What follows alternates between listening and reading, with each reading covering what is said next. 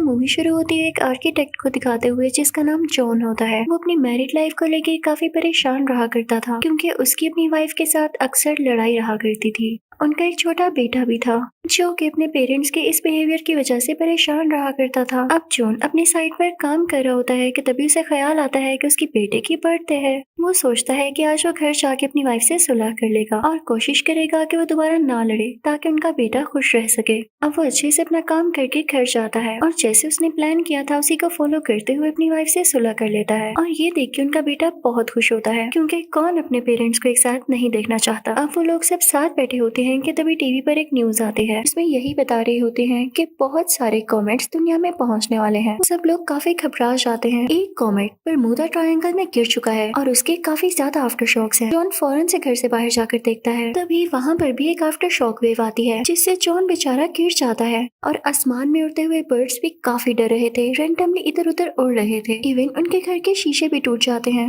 वो सब लोग काफी डर जाते हैं कि एक ही कॉमेट गिरने की वजह से इतना ज्यादा नुकसान हो रहा है। इसका मतलब न्यूज में ये र्यूमर नहीं बल्कि असली बात है। हमें एक दूसरे का ख्याल रखना होगा। तभी वहाँ पर जॉन के मोबाइल फोन पर दोबारा से वो मैसेज आता है और वो रिकॉर्डिंग भी। उनके टीवी पर भी सेम मैसेज आता है जिसे वहाँ पर मौजूद और लोग भी पढ़ लेते हैं और वो कहते हैं कि कैसी जस्टिस है, सिर्फ तुम्हारी फैमिली को ही क्यों चुना गया है, क्या हम इंसान नहीं। वो सब लोग जॉन को मीन कहते हुए उसके घर से निकल जाते हैं। अब जॉन और उसकी फैमिली पैकिंग करने लगती है। जॉन के बेटे को डायबिटीज होती है तो वो लोग उसकी इंसुलिन भी रखते हैं और फिर अपनी गाड़ी लेकर अपने घर से निकलने लगते हैं। तभी उनके सामने एक औरत आती है जो कि उनकी नेबर होती है और वो अपनी बेटी को उठाकर उनसे रिक्वेस्ट करती है कि प्लीज इसको भी अपने साथ ले जाओ, मैं नहीं चाहती कि ये यहाँ हमारे साथ मर जाए। लेकिन वो लोग ऐसे किसी को नहीं लेकर जा सकते थे क्योंकि उनको अपने साथ किसी को लाना अलाउ ही नहीं था और ये ज्यादा बुरी बात होती अगर वो बच्ची वहाँ जाकर वहीं रह जाती। अब खैर ये लोग जैसे तैसे करके आर्मी बेस तक पहुंच जाते हैं जहाँ से इन लोगों ने आगे शेल्टर के लिए निकलना था। वहाँ पर काफी प्लेन्स खड़े हुए थे जिसके थ्रू ये लोग जाने वाले थे। अब ये लोग भी बाकी सारे लोगों के साथ खड़े हो जाते हैं लेकिन तभी जॉन को याद आता है कि मेरे बेटे की इंसुलिन तो गाड़ी में ही रह गई है। वो अपनी वाइफ से कहते हैं कि तुम प्लेन में जाकर बैठो, मैं इंसुलिन लेकर आता हूँ। लेकिन कई ज्यादा टाइम गुजर जाता है और जॉन वहाँ पर वापस नहीं आता। तो जॉन की वाइफ परेशान होकर सिक्योरिटी से कहने लगती है कि मेरे हस्बैंड मेरे बेटे की मेडिसिन लेने गए थे लेकिन अभी तक वो यहाँ नहीं आए,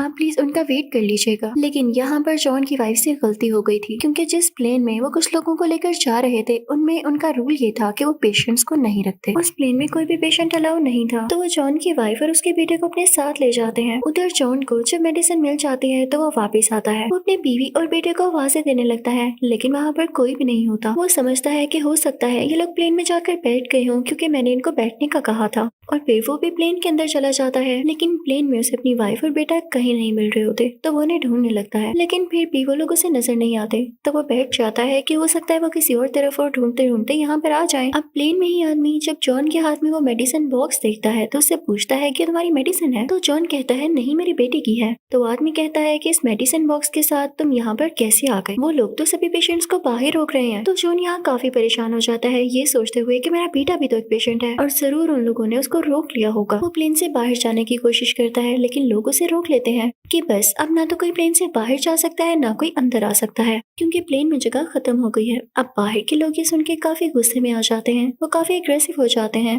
कि हम इतनी मुश्किल से यहाँ तक पहुंचे और हमें अंदर नहीं आने दिया जा रहा, क्या हमारी जानें इंपॉर्टेंट नहीं है। तो पुलिस इतने सारे लोगों को कंट्रोल करने के लिए उन पर फायरिंग स्टार्ट कर देती है। अब दूसरी तरफ जॉन की वाइफ सिक्योरिटी गार्ड से रिक्वेस्ट कर रही होती है कि मुझे जाने दें, मेरे हस्बैंड वहाँ मेरा वेट कर रहे होंगे। वो बहुत बड़े आर्किटेक्ट है, उन्होंने गवर्नमेंट की तरफ से खुद मैसेज आया था। लेकिन उस तरफ पुलिस की फायरिंग की वजह से फ्यूल लीक होने लगता है, वहाँ पर आग लग जाती है। वहाँ पर बहुत बड़ा एक्सप्लोजन होता है जिसमें कई लोग मारे जाते हैं। जॉन की वाइफ काफी परेशान हो जाती है कि कहीं इस ब्लास्ट में जॉन को ना कुछ हो गया हो। वो जॉन को ढूंढने लगती है लेकिन उसे जॉन कहीं पर भी नजर नहीं आता। तो उसे एक आइडिया आता है। वो एक चिट पर लिखती है कि जॉन मैं अपने पेरेंट्स के घर जा रही हूँ, मुझे वहीं पर मिलना, तुम्हारी बीवी। और ये लिखकर वो अपनी गाड़ी के शीशे के साथ पेस्ट कर देती है ताकि अगर जॉन को हम लोग ना मिले तो वो एटलीस्ट अपनी गाड़ी के पास आकर ये नोट पढ़ ले। और फिर उसके बाद जॉन की वाइफ वहाँ से जाने लगती है। इधर जॉन भी अपनी वाइफ और बेटे को ढूंढ रहा होता है तो उसे भी वो लोग कहीं नहीं दिख रहे होते। और जब वो अपनी गाड़ी के पास आता है कि कहीं ये गाड़ी में न बैठ गए हों तो उसे गाड़ी पर वो नोट मिलता है। तो उसे पढ़ के उसे काफी अच्छा फील होता है कि शुक्र है मेरी बीवी और बेटा ठीक है। उधर हम जॉन की वाइफ और बेटे को देखते हैं जो कि एक स्टोर की तरफ जा रहे होते हैं और जैसे वो स्टोर में एंटर होते हैं तो वहाँ पर कुछ एग्रेसिव लोग उन पर फायरिंग करने लगते हैं लेकिन वो दोनों अपनी जान बचाकर वहाँ से बाहर निकल आते हैं। बाहर निकलते ही उन्हें कार नजर आती है तो जॉन की वाइफ वाइफ उस कार में बैठे आदमी से कहती है कि हम दोनों को अंदर आने दें, हमें एक एड्रेस तक पहुंचा दें। तो वो आदमी उनको कार के अंदर बिठा लेता है। अब उन दोनों में बातें होने लगती हैं। तो जॉन की वाइफ उसको बता देती है कि हम लोगों ने प्लेन में जाना था और शेल्टर की तरफ, लेकिन वो लोग इतने बुरे हैं कि उन लोगों ने मेरे बेटे को नहीं आने दिया क्योंकि इसे डायबिटीज थी। वो उसे सारी स्टोरी बताती है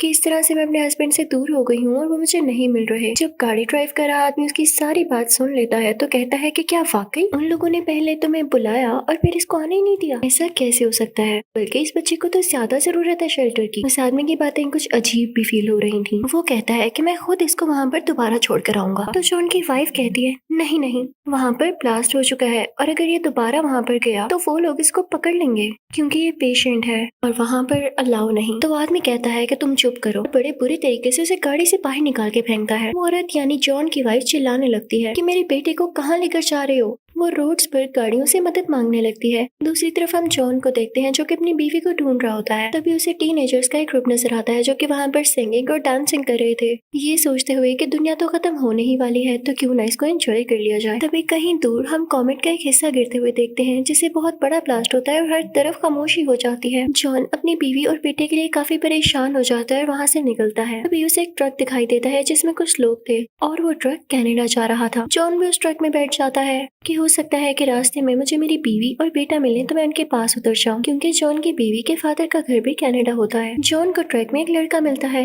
जो कि उससे कहता है कि क्या तुम जानते हो हमारी गवर्नमेंट ने कुछ खास लोगों को क्यों चुना है? उसके पीछे एक रीजन है। मेरी मदर डॉक्टर है और उन्होंने ही मुझे ये बताया है, क्योंकि तुम भी जानते हो कॉमेट्स गिरने के बाद दुनिया तबाह हो जाएगी, सारी बिल्डिंग्स तबाह हो जाएंगी और जाहिर है जब सब कुछ नॉर्मल होना शुरू होगा तो बिल्डिंग्स दोबारा बनाने की जरूरत होगी और तुम जैसा कि तुमने बताया एक आर्किटेक्ट हो, गवर्नमेंट को तुम्हारी जरूरत होगी। वो सब अपने मतलब के लिए ही लेकर जा रहे हैं तुम्हें और मेरी मदर जैसे कई डॉक्टर्स को, ताकि अगर कोई बीमारी फैलती है तो उसे क्योर किया जा सके। वो उसे बताता है कि हम यहाँ कनाडा पहुंचेंगे तो आज रात यहाँ से आखिरी फ्लाइट जाएगी ग्रीनलैंड तक और ग्रीनलैंड पर ही वो शेल्टर हाउस है। हम लोग चुपके से वहाँ जाएंगे। बल्कि तुम अपना बताओ, तुम भी तो सिलेक्टेड हो तो तुम तो वैसे ही जा सकते हो। तो जॉन उसे बताता है कि हाँ मैं सिलेक्टेड था, लेकिन जो जो रीजंस आए और मैं प्लेन से बाहर आया वो सब उस लड़के को बताता है और साथ ये भी कि मेरी बीवी और बेटा खो चुके हैं, मुझे पहले उनको ढूंढना है। लेकिन वहाँ पे कुछ लोग उसे पकड़ लेते हैं और कहते हैं कि फौरन हमारे साथ चलो क्योंकि तुम्हें गवर्नमेंट ने सिलेक्ट किया है। अगर जो उनकी बीवी और बेटा ना भी जाते तो उनको कोई फर्क नहीं पड़ना था, लेकिन फर्क उनको पड़ रहा था जॉन से, क्योंकि वो एक आर्किटेक्ट था।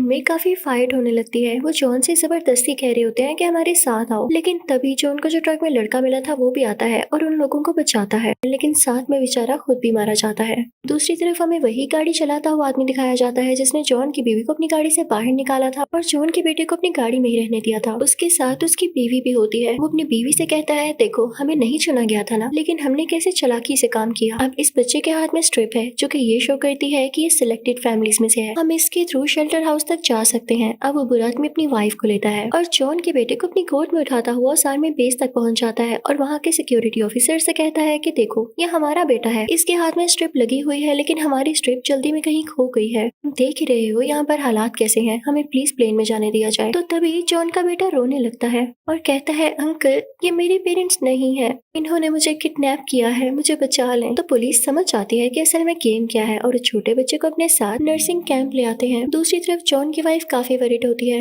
लेकिन लकीली उसे कोई लिफ्ट दे देता है तो वो भी यहाँ आर्मी बेस आ जाती है। सब लोगों से पूछने लगती है कि क्या आपने छोटे से बच्चे को देखा। वो अपने बेटे की निशानियां बता रही होती है। तभी एक सिक्योरिटी ऑफिसर उसे नर्सिंग कैंप पे ले आता है। जैसे ही वो लोग नर्सिंग कैंप पहुंचते हैं तो वहाँ पर एक डॉक्टर उसे बताता है कि आपके बेटे को हमने इंसुलिन लगा दिया है, परेशान मत हो, ये यहाँ सेफ है। तो जॉन की वाइफ अपने बेटे को गले से लगा लेती है। वहाँ जॉन की वाइफ एक नर्स से रिक्वेस्ट करती है कि क्या आप मुझे मेरे फादर के घर पहुँचा देंगे। वो उसे सारा एड्रेस बताती है तो नर्स कहती है कि ओके आप फिक्र नहीं करें, वहाँ के लिए एक बस निकलती है, मैं आपको वहाँ पर बिठा दूंगी। तो जॉन की वाइफ काफी खुश हो जाती है और फाइनली उस बस के थ्रू वहाँ तक पहुँच जाते हैं। अब जॉन की वाइफ अपने फादर के घर से बहुत करीब होती है। दूसरी तरफ जॉन भी जैसे तैसे करता हुआ अपनी वाइफ के फादर के घर पहुँच जाता है। वो वहाँ पर जाकर उनसे पूछता है कि क्या मेरी बीवी यहाँ पर आ गई है। तो उसकी वाइफ के फादर कहते हैं कि नहीं बेटा, क्या उसने आना था यहाँ। वो सारे लोग काफी परेशान हो जाते हैं। जॉन उनसे कहता है कि अब परेशानी की बात पड़ने वाली है कि जल्द ही कॉमेट अर्थ से टकरा जाएगा, अगर वो यहाँ ना पहुँचे टाइम पर तो क्या होगा। तो जॉन की वाइफ के फादर उसे कहते हैं कि तुम चुप करो, इस सब तुम्हारी गलती है, मेरी बेटी और ग्रैंडसन की रिस्पॉन्सिबिलिटी तुम्हें दी थी मैंने, तुम उन्हें अपने साथ क्यों नहीं लाए हो। अब जॉन परेशान होकर बैठ जाता है और प्रे कर रहा होता है कि उसकी बीवी और उसका बेटा सेफ हो कि तभी उसको कॉल आती है जो कि उसकी वाइफ की होती है। वो कहती है कि हम घर के बहुत करीब हैं और जल्दी आ रहे हैं। तो जॉन कहता है कि मैं घर के बाहर आता हूँ, जल्दी से आ जाओ। और फाइनली जॉन अपनी बीवी और बेटे को देख लेता है। वो लोग गले लगते हैं और बहुत खुश होते हैं कि शुक्र है हम तीनों साथ हैं और किसी को कुछ नहीं हुआ। अब जॉन अपनी वाइफ से कहता है कि कॉमेट्स के कुछ पीसेस यहाँ गिरने वाले हैं, लेकिन ग्रीनलैंड में उन्होंने एक शेल्टर हाउस बनाया है, हमें फौरन वहाँ पर निकलना होगा। अब तो हमारे पास गाड़ी भी है। वो सब तैयार हो जाते हैं, लेकिन जॉन की वाइफ जब अपने फादर से कहती है कि आप भी हमारे साथ आए, तो उसके फादर कहते हैं कि नहीं बेटा, मेरी वैसे भी अब उम्र क्या रही है और मैं अपनी जिंदगी के आखिरी दिन अपने दोस्तों के साथ गुजारना चाहूंगा जहाँ पर मैं बड़ा हुआ। वैसे भी मौत आनी हो तो आकर रहती है, हम उसे रोक नहीं पाते। खैर मैं फिर भी दुआ करूंगा कि सब कुछ सेफ रहे, यहाँ पर कोई कॉमेट न गिरे। तुम लोग जाओ और अपना ख्याल रखना। अब ये सीन काफी इमोशनल होता है क्योंकि जॉन की वाइफ अपने फादर की ऐसी बातें सुन के काफी दुखी हो जाती है, लेकिन उसे जॉन और अपने बेटे की खातिर जाना पड़ता है। अब वो लोग ग्रीनलैंड के लिए गाड़ी पर निकल पड़ते हैं कि तभी रास्ते में कॉमेट्स के छोटे छोटे हिस्से गिरने लगते हैं और जहाँ वो गिर रहे थे वहाँ आग लगती जा रही थी। और तो और जिस गाड़ी पर वो कॉमेट का हिस्सा गिर रहा था वो गाड़ी भी ब्लास्ट होती जा रही थी। इस तरह से हर तरफ ट्रैफिक भर गई थी और डेड बॉडीज भी पड़ी हुई थी। वो लोग काफी परेशान हो जाते हैं। जॉन अपनी वाइफ को बताता है कि परेशान नहीं हो, तुम्हें हिम्मत नहीं हारनी, हमें अपने बेटे के लिए हिम्मत दिखानी होगी। वो उसे बताता है कि आज रात लास्ट फ्लाइट कनाडा से ग्रीनलैंड तक जा रही है, हमें जैसे तैसे करके उस प्लेन में बैठना होगा।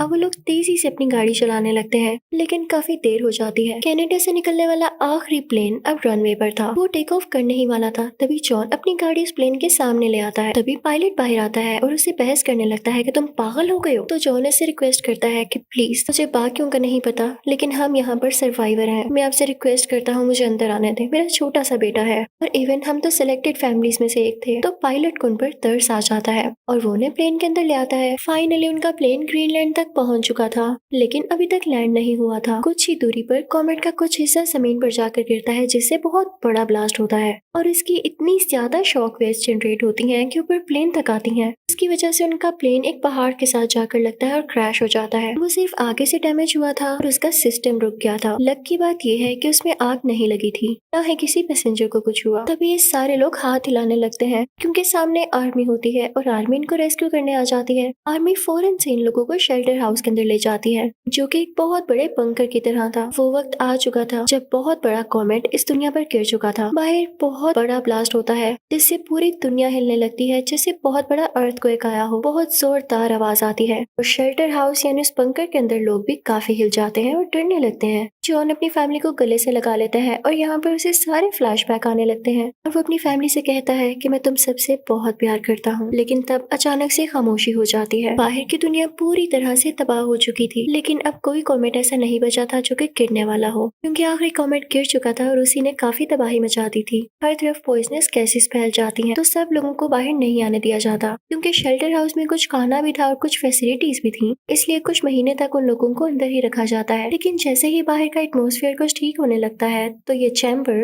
यानी शेल्टर हाउस का दरवाजा खोल दिया जाता है और जब ये लोग बाहर आते हैं तो देखते हैं कि पूरी दुनिया तबाह हो चुकी है, लेकिन बहुत ज्यादा शुक्र करते हैं कि हम तो बच गए। इनको न्यूज मिलती है कि दुनिया के छोटे छोटे कोनों में ये शेल्टर हाउसेस बनाए गए थे और इनकी तरह कुछ और लोग भी बाकी बचे हैं जो कि सब मिलकर एक नई दुनिया का स्टार्ट करेंगे। और इसी के साथ ये मूवी यही एंड हो जाती है। Thank you for watching.